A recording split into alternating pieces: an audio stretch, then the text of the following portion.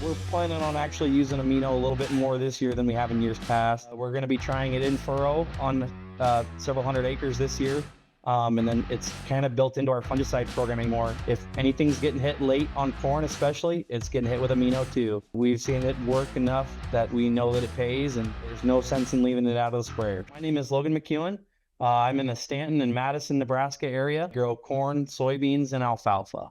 We've tried AmiNo a couple different times in a couple different ways.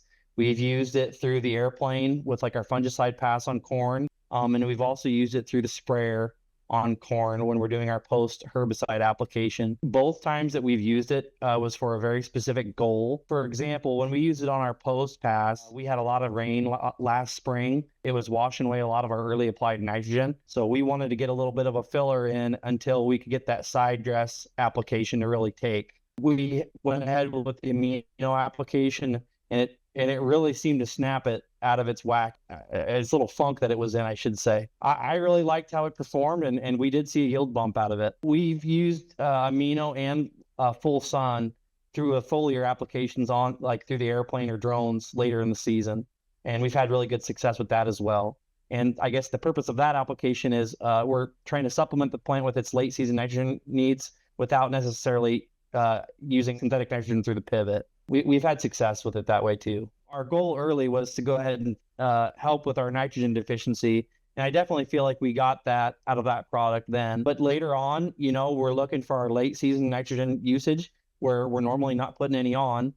So using AmiNo late was a good way to supplement the late season plant needs. And it definitely resulted in some big yield bumps. That's one thing I really love about BW Fusion. They make directions, product use really, really easy.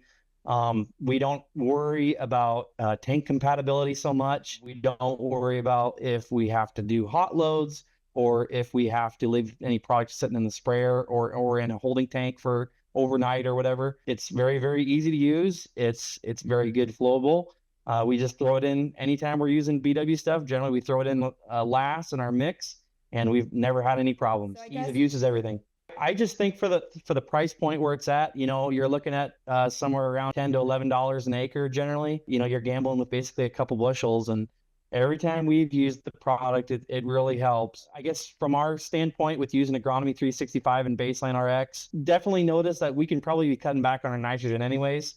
And if we can be using products like this for the price point that they're at, I guess I'd rather go this route than go with those synthetic products. On the corn, it was pretty noticeable right away that our nitrogen deficiency symptoms were going away. It didn't take, I don't think, even a week before we started noticing visual changes in the plant. That dark green color started to come back right away. It was pretty obvious that plant was getting the nitrogen needs that it needed through that application. Yield-wise, we generally were seeing about 8 to 10 to up to 15 bushel response, no matter when the application was made. It definitely seemed to make a big difference, especially those later applications were pretty noticeable. My understanding of AmiNo is it's basically the protein form of nitrogen in its simplest form, in an amino acid form that the plant can not have to work so hard to use. Definitely makes getting nitrogen into that plant when it needs it very, very easy.